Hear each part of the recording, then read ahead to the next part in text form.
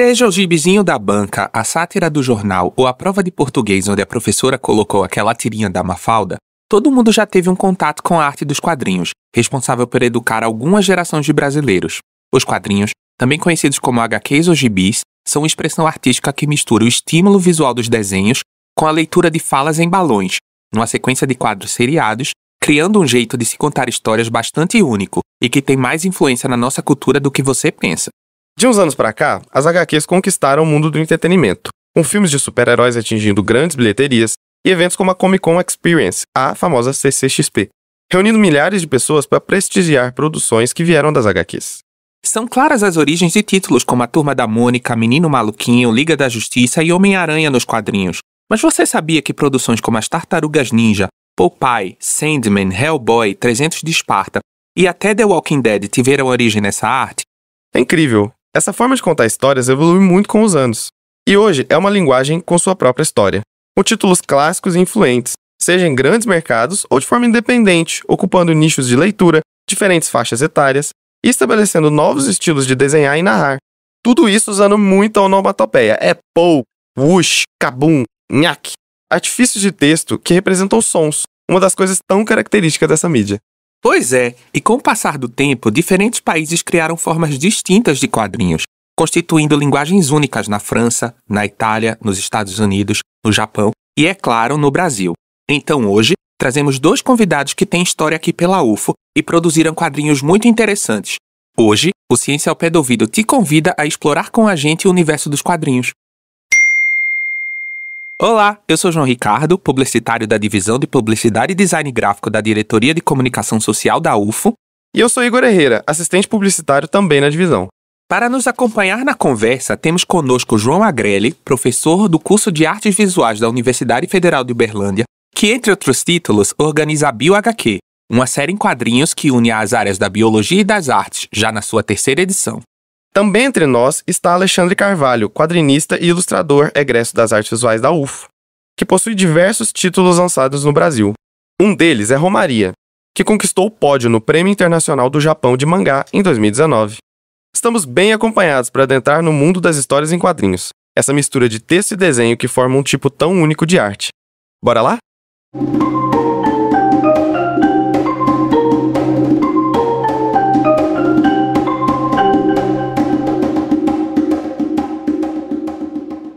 Sejam muito bem-vindos ao Ciência ao Pé do Ouvido, professor Agrelli e Alexandre. Olá, boa tarde para vocês. Olá, boa tarde. Muito obrigado pelo espaço. Muito obrigado, professores. Vocês podem começar contando um pouco pra gente sobre onde atuam. Quem é o professor Agrelli e qual a sua história com os quadrinhos? Meu nome é João Agrelli, sou professor aqui do curso de Artes Visuais, dou a disciplina de Arte Computacional e dou uma disciplina optativa de História em Quadrinhos há mais de 10 anos. Eu me formei em Design Gráfico pela Universidade Estadual de Londrina.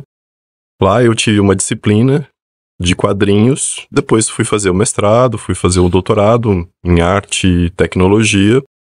E depois, quando ingressei aqui na UFO em 2009, o coordenador, na época, o Marco de Andrade, mostrou para mim um hall de disciplinas optativas e tinha lá a disciplina de História em Quadrinhos, do qual eu peguei assim prontamente.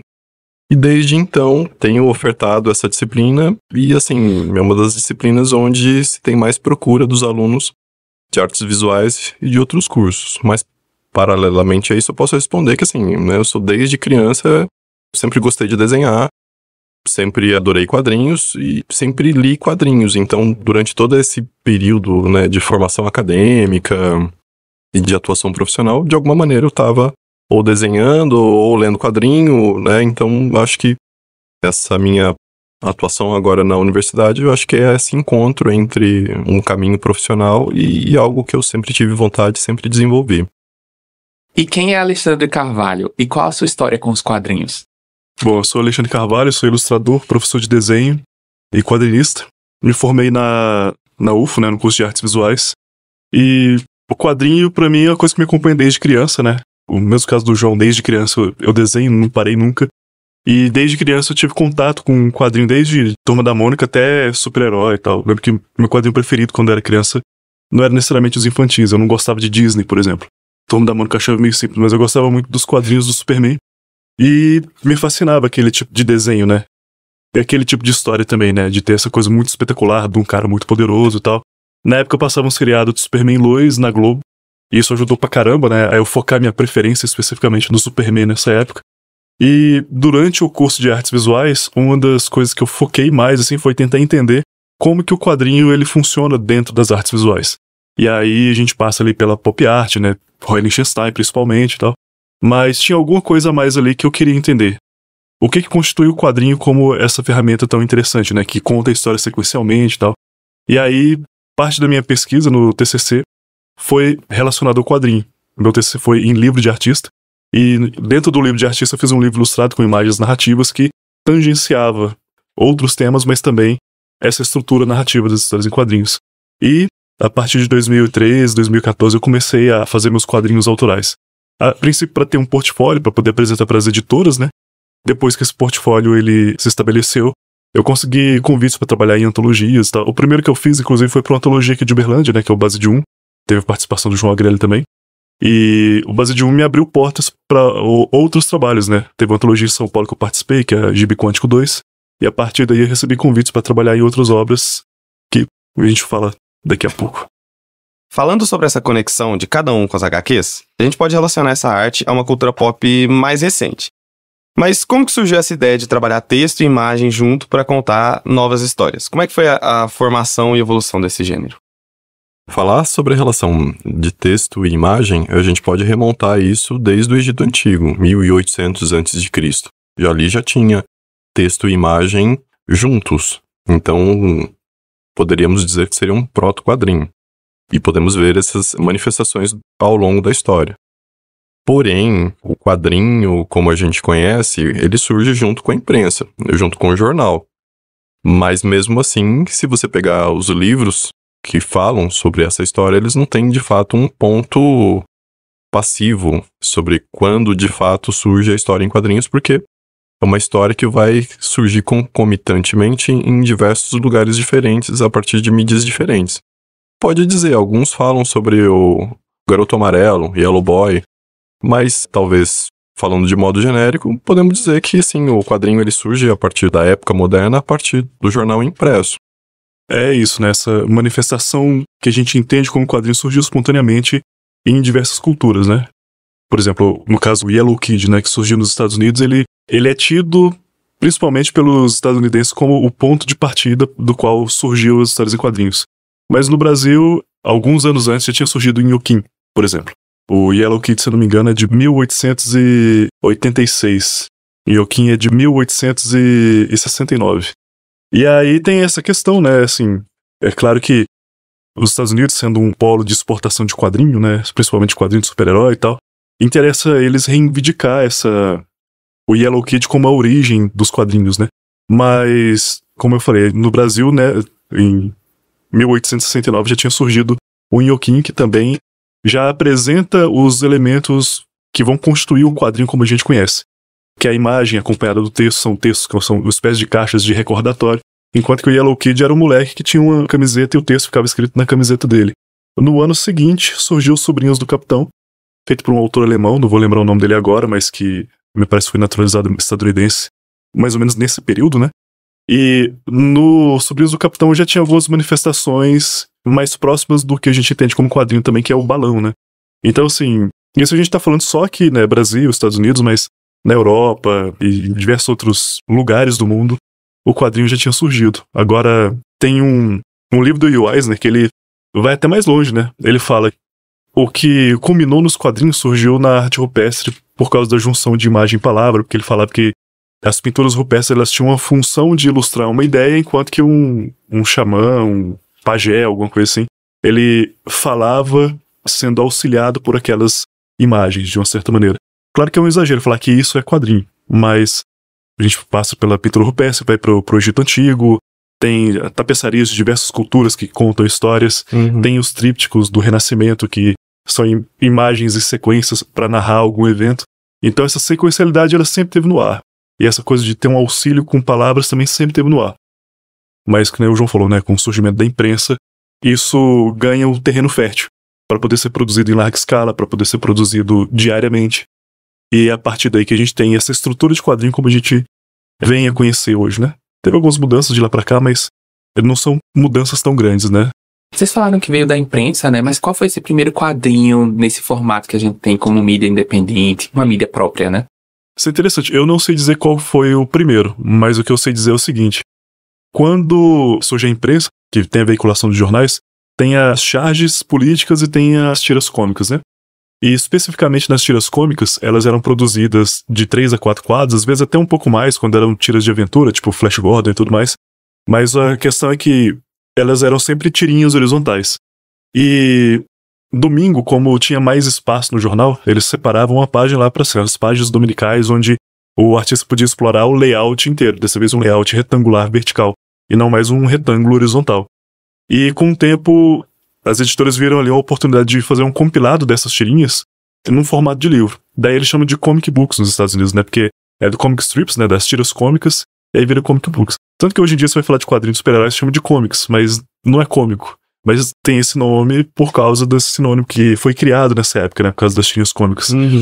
Não sei precisar uma data e nem qual foi o primeiro, mas o motivo do quadrinho hoje ter essa estrutura mais de livro surge por causa dessa compilação das tirinhas diárias, né? E aí, com o tempo, as editoras começaram a entender o seguinte, olha, por que a gente não produz diretamente para as revistas, em vez de pegar do jornal, né? Então, continua existindo as tiras de jornal, mas surgiu um nicho novo onde eles resolveram explorar a página inteira desde o começo. E quando nós pensamos em quadrinhos hoje em dia, muita gente lembra dos super-heróis norte-americanos ou dos títulos infantis, né? Como Turma da Mônica, por exemplo, que se tornaram verdadeiros fenômenos a ponto de chegar ao topo das grandes bilheterias de cinema. O que esse fenômeno revela sobre a relação do grande público com os quadrinhos? Bom, ele é um fenômeno pop dentro da cultura nerd que teve essa ascensão nesses últimos tempos. Então, faz parte dessas franquias. Então, quando a gente fala de Marvel e DC, a relação já com o público já não é mais necessariamente de quadrinhos, mas passa a ser, por exemplo, de cinema, videogame. É essa multimídia, transmídia. Não sei qual é o termo mais preciso, mas é parte do quadrinho. Mas a relação com o público já não se dá muito mais a partir do quadrinho, se dá mais a partir do cinema, se dá a partir dos videogames. E eu acho que faz parte desse fenômeno capitalista, né? Onde você tem, na verdade, essas grandes marcas, essas grandes empresas que vão desenvolvendo essas diferentes leques de produtos. Assim. Sobre a popularidade, né, desses quadrinhos, tem também, né, o João falou da questão capitalista, tem a questão comercial envolvida nisso tudo, principalmente nos períodos mais anteriores, né, sei lá, no final da década de 30 surge o Superman, né, por exemplo. De lá até mais ou menos anos 90, mais ou menos assim, o quadrinho era uma mídia muito barata. Hoje em dia nem tanto. O quadrinho, ele já, assim, ele ainda é muito popular, tem quadrinhos que são bastante acessíveis, mas nada perto do que era o fenômeno de banca de revista, né. Então, assim, é um entretenimento que ele é barato de produzir, dá pra produzir em larga escala, ele é descartável também, e ele acaba sendo um laboratório de ideias muito rápido, né? Eu ia perguntar isso, a gente pode considerar ele um laboratório de conceitos? Assim, sim, né? Tanto pode que hoje tem autores, tem roteiristas que eles não escrevem mais necessariamente quadrinhos, eles escrevem storyboards pra tentar a sorte em Hollywood, né? Mark Miller é especialista nisso. Quando Mark Miller fez o Supremos, né, que é o quadrinho da Marvel, o Supremos é a versão alternativa dos Vingadores, né, do universo Ultimate. Ele, sem pudor nenhum, colocou o Nick Fury como Samuel L. Jackson, uns 10 anos antes do filme existir. Então, assim, o quadrinho ele é esse laboratório de ideias mais barato. Então, ao invés de você investir milhões em um filme pra ver se vai dar certo, às vezes as produtoras ou as editoras, né, estão mais interessadas em experimentar com os quadrinhos em si. Agora, esse aspecto da popularidade se dá muito por isso, né? É a questão do preço muito baixo, né? Você vai no supermercado e você vê o Gibi da Mônica, né? Você vai numa banca de revistas, sei lá, quando eu comecei a ler quadrinhos, né? Por volta de 95, mais ou menos, era 2 e pouquinho um gibizinho, sabe? Aí você lia, era em papel jornal e tal. Então tinha essa rotatividade grande, né? E no Japão isso ainda acontece. No Japão você tem ali os compilados, né? Então, por exemplo, sei lá, vai sair Dragon Ball, Naruto e Cavaleiros do Zodíaco. Eles não saem nas suas revistas separadas a princípio, eles saem num compilado que parece uma lista telefônica feita num papel de baixíssimo custo. Pra ser descartável mesmo, é bem baratinho, tem alta circulação, atinge um grande público, esse público às vezes acaba interferindo um pouco no rumo da história, porque eles mandam cartas pra editora, a editora abre votações, pergunta qual personagem preferido, E aí a galera fala, meu personagem preferido é o Vegeta. Aí lá vai o Akira Toriyama e fala, pô, Vegeta era pra ser um vilão pra morrer na primeira saga, não era pra ele estar aí até hoje. Né? Então tem toda essa questão de uma acessibilidade, né? Muitas vezes o quadrinho ele acaba sendo mais acessível do que outras formas de cultura. Isso era verdade antigamente, não era pré-internet, né? Hoje a coisa muda um pouco, mas ainda tem um começo de uma popularização do Webtoon, né? Que é o quadrinho online. Então, assim, a gente não vê mais esse fenômeno de banca, mas a gente vê muito adolescente, né? Muita criança, muito adolescente que já tá começando a ler quadrinho através do formato do Webtoon. Que é isso, você ligou o dispositivo, a história já tá acessível pra você, né? Essa característica de mudar a narrativa de acordo com os anseios do público, aqui no Brasil a gente adaptou isso pra novela, né? Tinha as revistinhas de novela que vinha já com spoiler, o que ia acontecer, e de acordo com a pesquisa do público ali, o roteiro já mudava também, é uma conexão muito interessante. Olhando mais a fundo, né, a gente falou muito de quadrinho comercial aqui, e a gente falou também de como que o Brasil, ele desenvolveu sua tradição de quadrinhos quase concomitante, né, com contrapartes internacionais. Percebendo que esse mundo das HQs, ele tem essa diversidade muito grande, né, de temas e abordagens, como é que vocês enxergam a cena de quadrinhos hoje em dia e o que o Brasil tem produzido nesse sentido? Aqui no Brasil, por muito tempo, né, se falou muito de Maurício de Souza ou quadrinho de super-herói, né? A partir do começo dos anos 2000, a Conrad e a JBC chegam com os mangás, né? Mangás de Dragon Ball, Cavaleiros do Zodíaco, Sakura Card Captors, né? E grandes nomes que já estavam consolidados nos animes na TV aberta, né? E aí viram, digamos assim, os 3 pilares do mercado do quadrinho brasileiro, né? Agora falando de produção nacional, mais ou menos até esse período mesmo, até o meio dos anos 2000, pelo menos baseado no que eu presenciei, né? Eu participo de evento de quadrinho desde 2009, né? Primeiro que eu fui foi o Festival Internacional de Quadrinho que aconteceu lá em Belo Horizonte. Eu não lembro o número da edição, né? Mas foi o de 2009. E até então eu só ouvia falar assim, de produção autoral nacional através de fanzine. Quando eu chego no FIC, em 2009, eu vejo que tem ali alguns stands, e assim, eu esperava encontrar o stand da Panini, o stand da Conrad, o stand de outras editoras, né? E encontrei o stand da Panini para assinaturas, e eu acho que um stand de uma outra, e só. E o resto estava ocupado pelos autores independentes. E aí já não era uma produção de fanzine xerocada, era uma produção mais bem acabada, feita em gráfico e tudo mais. E aí, assim, hoje, de lá pra cá, né, o que aconteceu foi que os eventos foram ficando cada vez maiores e a ocupação desses eventos, na sua grande maioria, acontece através dos autores independentes, né? Então, sei lá, eu fui em 2009 e fiquei com vontade de fazer quadrinho pra publicar e tal. Depois eu volto em 2011 e já vejo que tem mesas além dos stands, porque nesse período ainda não existia a ideia de arte sala em eventos de quadrinho brasileiro, né? Pelo menos assim, no FIC, né? E aí, gradativamente, o evento foi aumentando, aí até que chega a CCXP, populariza o formato de Artistas Alley, que é semelhante à das Comic Cons lá nos Estados Unidos, e aí isso aumenta exponencialmente. O tipo de produção, a quantidade de produção, o nível de produção. Então tem autores hoje que conseguem produzir o seu trabalho do começo ao fim com qualidade editorial, sem ter que passar necessariamente por uma editora. Que isso diz muito sobre a qualidade do autor brasileiro, porque ele domina várias frentes. Do amor do público também. E do amor do público que tá ali, assim, pelo menos esse público mais entusiasta, né? Que tá ali o tempo todo procurando essas novidades. Por outro lado, demonstra uma precariedade que ainda existe no mercado nacional a respeito da produção nacional e tal.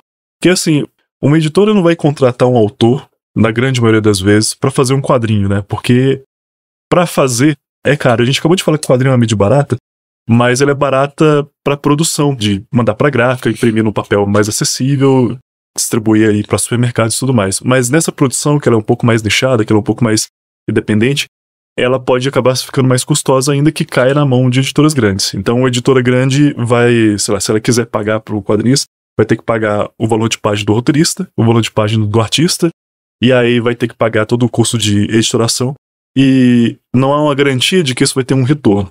Agora, se essa mesma editora, que é grande e tem bala na agulha, compra os direitos de uma publicação de um material internacional, esse material já está pronto. Ele só tem que pegar, publicar e vender e ganhar o dinheiro deles, né? Então acaba sendo uma aposta mais segura pegar material licenciado. Ou então pegar casos de quadrinhos brasileiros que já foram publicados, que já foram provados pelo público. Isso aqui vendeu bem. A campanha de financiamento coletivo teve muito apoio, vendeu tantos em cada evento. A editora se sente mais segura para investir. Então, assim, o panorama hoje, né? O panorama hoje ele é muito mais interessante do que já foi em algum momento. a cena de quadrinho nacional ela tem flutuações, né? Nos anos 80 tinha uma popularização muito grande de quadrinho de terror e quadrinho erótico. Nos anos 90 meio que deu uma paradona. Tinha coisas sendo produzidas, sempre teve, mas deu uma paradona. Depois, nos anos 2000, ali do meio pro final, essa produção volta a ter um novo boom, né? A galera começa a produzir mais e tal. Então, assim, o mercado editorial brasileiro ele tem suas fragilidades. Mas dentro dessas fragilidades tem essas iniciativas que estão acontecendo. Eu não saberia dizer para um entusiasta qual o caminho que é melhor. O que eu diria, assim, vá nas duas frentes. Produz o seu, publique o seu por conta própria, aprenda os processos desde a construção do roteiro até o fechamento do arquivo para a gráfica, mas não perca de vista também o potencial de distribuição e divulgação que uma editora tem. Não tem por que não acessar as editoras. Assim como não tem por que não fazer as coisas por conta própria. Eu acho que faz parte do amadurecimento artístico de cada autor pegar a sua obra, fazer sua própria curadoria. Ele vai refinando o olhar, né? Porque o editor é isso, né? O editor é um curador que pega um trampo pronto e vai refinando. Fala, ó, tem que arrumar isso, tem que melhorar isso e tal. Um autor que tem essas capacidades, ele tem um controle muito maior sobre a própria mensagem, sobre a própria produção. E quando eu falo a própria mensagem, eu não tô falando só do que vai dentro do quadrinho, tô falando do formato final. O meu quadrinho é melhor que ele seja publicado no formato A5 ou no formato 21 por 28. Tem uma diferença gritante, né? Às vezes o artista não entende disso e ele tá pensando só na questão econômica, manda publicar num formato 14 por 21. E não fica bom, porque ele não desenhou para ser lido naquele formato. Alexandre, você falou um pouco sobre a produção, né, desse quadrinista brasileiro, como isso funciona, e você tem uma influência forte do mangá no seu trabalho, né? Sendo até premiado por isso.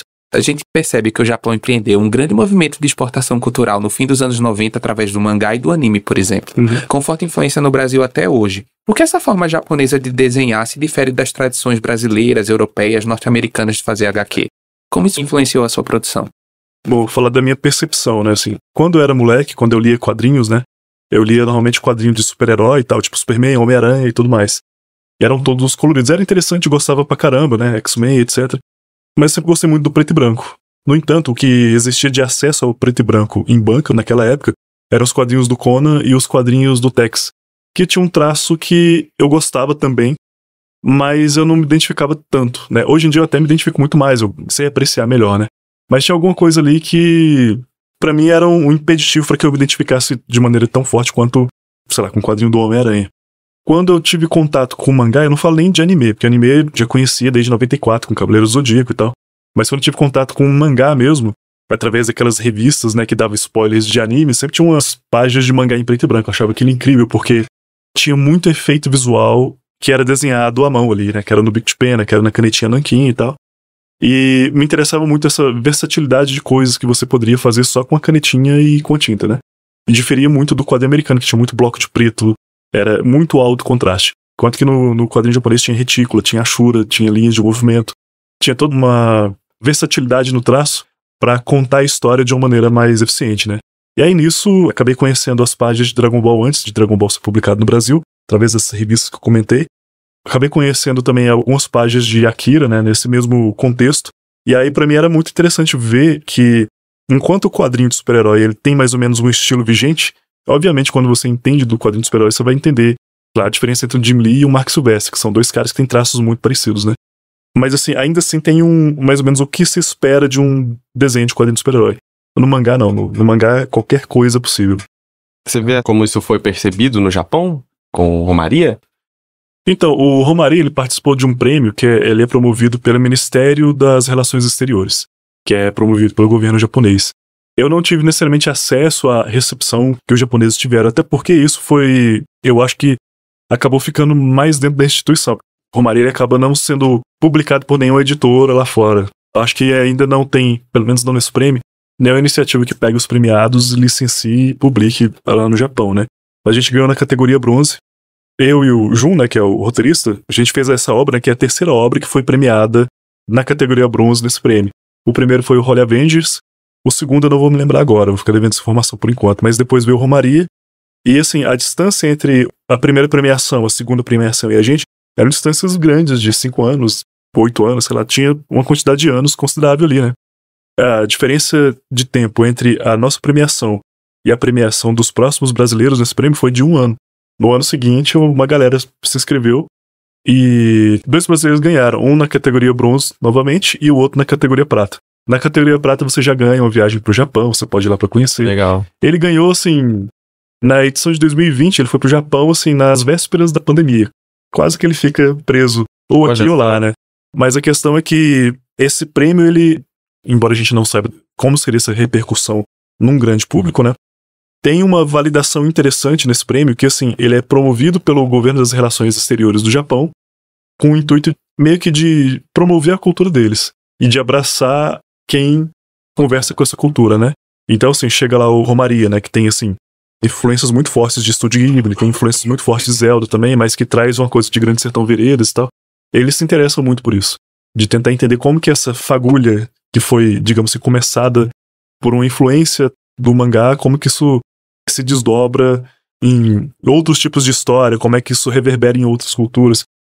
Muitas pessoas aprenderam a ler com os quadrinhos, seja com os textos, as figuras. E hoje, existem HQs que vão até além, criando narrativas baseadas na história, na biologia, em diversas outras áreas da ciência. Agreli, a BioHQ é um exemplo na área que tange a união da biologia com as artes. Como é que foi a construção desse projeto que pega nessa área da biologia, que é um projeto de divulgação científica, né? E ele coloca tantos quadrinistas para fazer, né? A ideia de fazer o BioHQ, na verdade, ele veio da Solange Cristina Augusto, que é professora da biologia.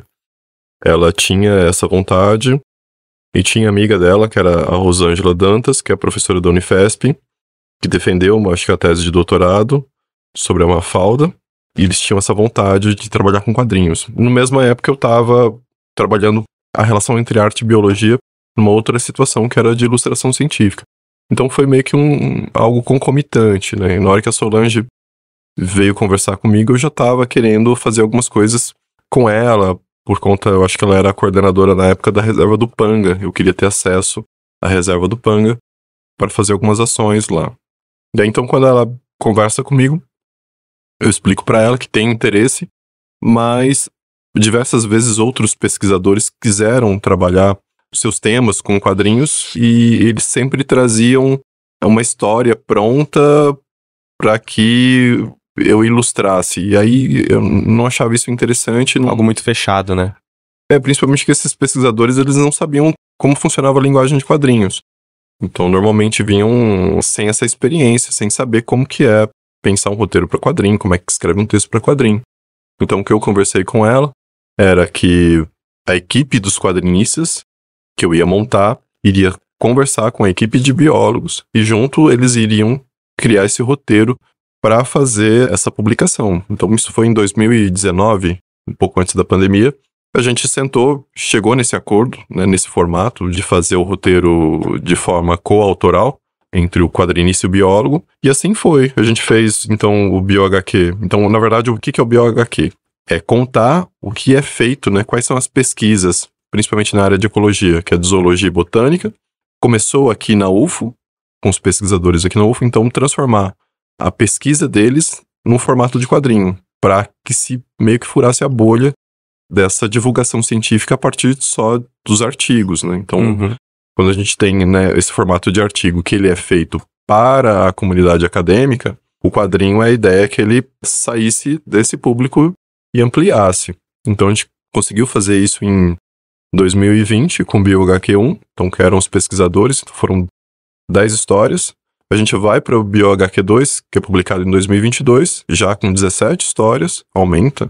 Então deu muito certo o BioHQ1, depois fizemos o BioHQ2, deu muito certo também. E agora, acabamos de lançar o 2024, né, o BioHQ3, que já é temático sobre entomologia, porque né, aconteceu agora o Congresso de Entomologia, o Congresso Brasileiro de Entomologia aqui na UFO, e a gente acabou aproveitando e fazendo temático, e dessa vez a gente convidou, não foi só pesquisadores, né, na área de ciências biológicas aqui de Uberlândia, da UFO, mas a gente chamou gente de Ribeirão, da USP, do Amazonas, de Pernambuco, de São Paulo. Então tivemos pesquisadores de outras universidades de outros lugares, o que também foi bastante interessante. Então o resultado para nós está sendo bem bacana, a gente está no 3º, temos vontade de continuar publicando. Isso dentro da universidade é uma coisa muito bacana, né? Fazendo esse trânsito entre o curso de ciências biológicas com o curso de artes visuais, com o curso de letras, porque a Rosângela é do curso de letras lá da Federal de São Paulo. Então acho que talvez cabe muito bem essa triangulação dentro utilizando o quadrinho. Muito legal. Entomologia, pra quem não sabe, né, é a ciência que estuda os insetos, né? O BioHQ3, ele tem a temática dos insetos. Que legal, Agrelli. Conta pra gente, onde que a gente pode encontrar, então, o BioHQ 1, 2 e 3? O BioHQ 1 e o 2, eles foram publicados pela Zarabatana Books, que é uma editora específica de quadrinhos de Campinas. Agora, a número 3 saiu pela Edufo, então você deve encontrar na livraria da Edufo ou no site da Edufo. Então, pessoal, para finalizar, que tal indicação? Quais quadrinhos vocês recomendam para as pessoas conhecerem e se encantarem com essa arte? Vamos lá, deixa eu pensar em 3. Pensar em 3 brasileiros. Eu vou falar do Marcelo de Salete, Angola Janga, que é um quadrinho muito legal, muito bonito. Ganhou o prêmio Will Eisner, né, que é o maior prêmio. Ganhou o Jabuti. Então é um quadrinista super importante, tem feito coisas muito legais. Eu falaria do Escuta Formosa Márcia, também, do Marcelo Quintanilha. Também foi um quadrinho premiado, né, no Festival de Angoulême, na França. Muito bonita a história, acho muito bacana, compensa muito bem ler ele. Agora o terceiro... terceiro eu indico Romaria, do Alexandre, quadrinista aqui de Uberlândia, premiado também. A gente proibiu ele de indicar o BioHQ, ele indicou o... Vale. Bom, de quadrinho, eu vou indicar de lugares diversos, não só do Brasil. Um que eu vim pensando no caminho é que, eu acho que qualquer um que nunca leu quadrinho, mas que tem possibilidade de se encantar pela mídia, é um quadrinho chamado Retalhos, de um cara chamado Craig Thompson. O Retalhos, por que ele é interessante? Porque não tem absolutamente nada de especial na história dele. A história mundana, como a de qualquer um de nós, tem ali os dramas familiares, e assim, é uma história que conta da infância até o começo da adolescência, /vida adulta do protagonista, é uma história autobiográfica. E é um romance no sentido mais senso comum da coisa mesmo, assim, de que ele tá contando como que ele se apaixona pela menina quando ele é adolescente, né, a história do primeiro amor dele e tal. Só que a graça não tá necessariamente na história, tá na forma como ele conta a história, que é esse que é o poder do quadrinho. O quadrinho, quando ele utiliza bem os seus recursos de narrativa, ele potencializa uma história mundana numa coisa muito especial, porque tem coisas que a imagem sozinha não expressa, a palavra sozinha não expressa, e nem os dois juntos vão conseguir expressar bem. Às vezes, o que vai expressar bem a ideia é o fator resultante da união disso tudo, que é essa sequencialidade. Às vezes a maneira como ele encadeia um quadro depois do outro, como ele faz uma virada de página, como ele deixa de contar certas coisas pra você entender o que tá acontecendo. Tem um quadrinho japonês, né, chamado Um Bairro Distante, que esse é um dos meus preferidos atualmente, que é a história de um cara que ele vai visitar o túmulo da mãe, ele já tem os seus 40 e poucos anos, ele vai visitar o túmulo da mãe, e aí ele perde o horário e o trem que era pra ele voltar pra Tóquio vai embora e ele fica pra trás. Aí nisso ele resolve voltar pro cemitério e ficar lá até da hora do trem passar de novo. Aí ele que é uma ótima ideia. Que é uma ótima ideia, né? Aí ele tá de frente pro túmulo da mãe, ele pega no sono, aí ele acorda, e aí ele tá assustado, pô, perdi o trem e tal. Na hora que ele passa na frente da vitrine de uma loja, ele tá com 15 anos de idade. E aí ele não entende muito bem o que tá acontecendo, se ele tá sonhando, se ele voltou no tempo, o que tá rolando. O fato é que ele entende que ele tá, de novo, com 15 anos de idade, mas com a cabeça de quando ele tinha 40. Então ele chega em casa, os pais ainda estão lá, a mãe tá viva e o pai ainda não abandonou a mãe. E o pai ter abandonado a mãe é um dos motivos da mãe adoecer. Esse é um pequeno spoiler, mas não é nisso que a história se fundamenta, então não tem problema ter esse spoiler. E aí ele fica naquelas, pô, será que eu conto ou não pra minha mãe? E aí ele vai pra escola, aí tem a meninazinha que ele gostava quando era adolescente, e pelo fato dele ter essa postura diferente, mais amadurecida, essa menina que nunca deu mole pra ele começa a olhar pra ele de um jeito diferente. Só que ele fala, não pode, porque não é justo. Eu tenho uma maturidade que você ainda não tem. Quando a gente tinha a mesma maturidade, eu não tive chance com ela, então não vai ser agora que eu vou ter essa chance. Então tem todas essas coisas, né, dele viver com esse dilema de pensar, eu resolvo problemas que na época eu não sabia resolver, ou eu deixo do jeito que tá. Por isso, se eu quero deixar do jeito que tá, como é que eu faço pra interferir o mínimo? E um último quadrinho, deixa eu pensar aqui. Dentre os quadrinhos brasileiros, tem um que eu quero indicar. Assim, não é só porque é meu amigo, mas é porque é uma história que eu acho que vale a pena ser conhecida por muita gente, especialmente no tempo que a gente vive de muita desinformação e de muito sensacionalismo, que é um quadrinho chamado Quem Matou o Cacheta, feito pelo Rainer Petter, que é um quadrinho que narra a história de um youtuber que sumiu misteriosamente. E aí ele é dado como morto. E esse cara sempre aparece fazendo uns vídeos com a caixa na cabeça, e aí ele sai por aí com alguém filmando, tipo aquelas pegadinhas bem Silvio Santos mesmo. Alguém filmando de longe, ele chega e começa a falar um monte de absurdo pras pessoas. Então, assim, ele faz comentário homofóbico, gordofóbico, machista. Ele é, assim, o típico youtuber que gosta de ser escroto pra viralizar. E aí tem, entre os depoimentos do Cacheta e os vídeos do Cacheta, tem algumas cenas que são uma espécie de documentário. De pessoas que conheceram o Cacheta falando, ele era um menino bom, mas de repente ele começou a ficar desse jeito. Aí o outro fala, não, alguém tinha que ter dado um jeito nesse safado mesmo e tal. Então tem toda radicalização do discurso de ódio, né? É, uma radicalização, né, desse discurso de ódio, essa coisa de uma hiperexposição que a pessoa passa pra poder agradar o algoritmo. Então, é treta que viraliza, então eu vou pra treta, né?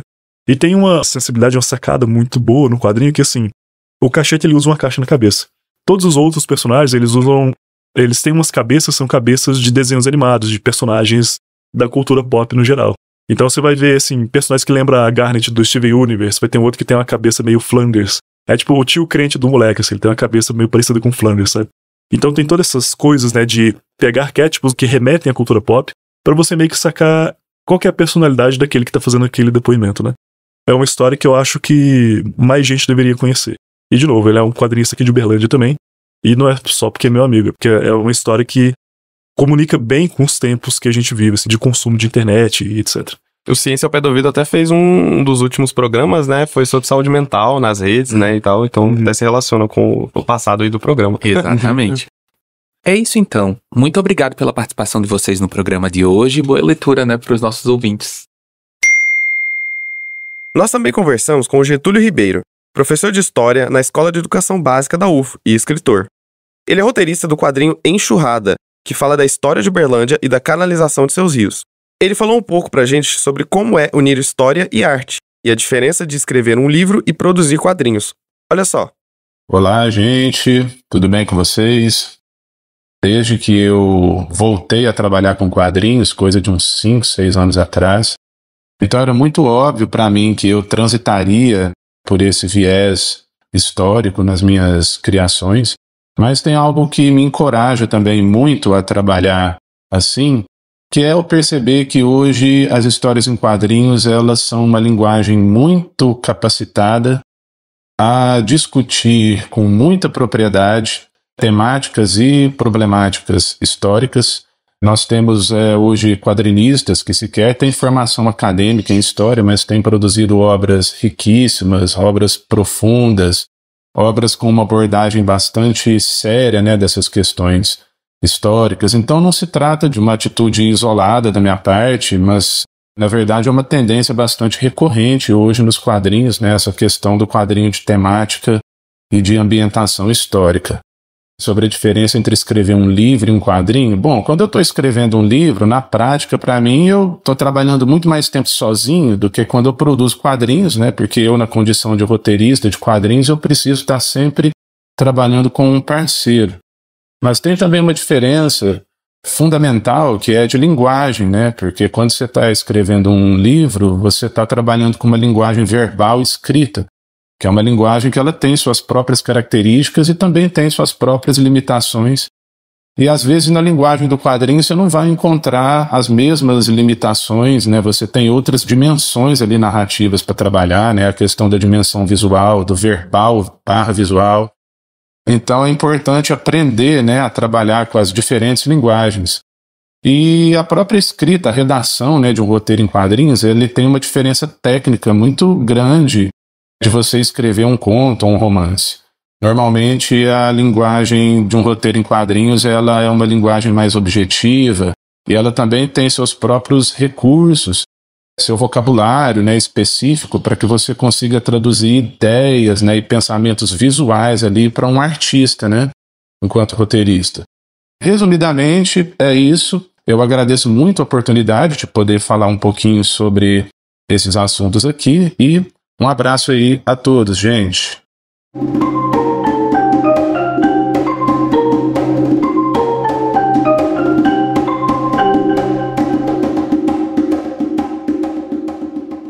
Bom, pessoal, esse é o momento em que você segue o Ciência ao Pé do Ouvido e nos avalia.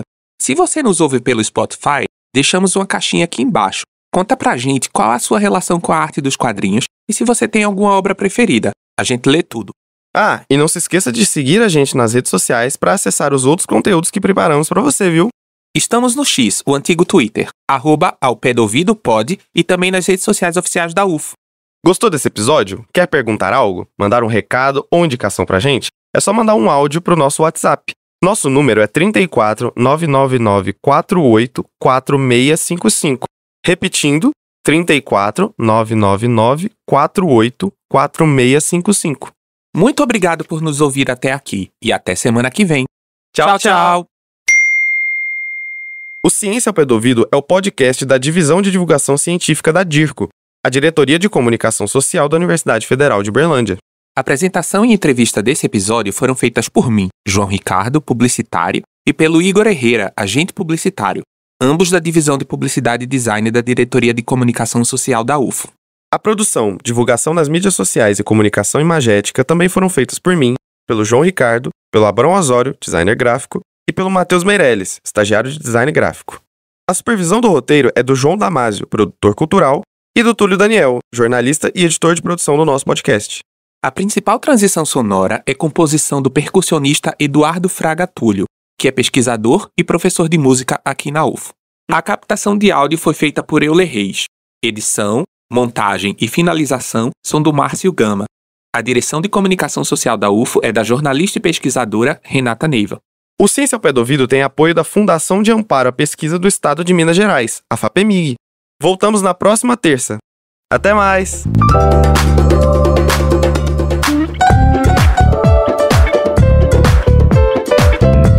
Ciência ao pé do ouvido.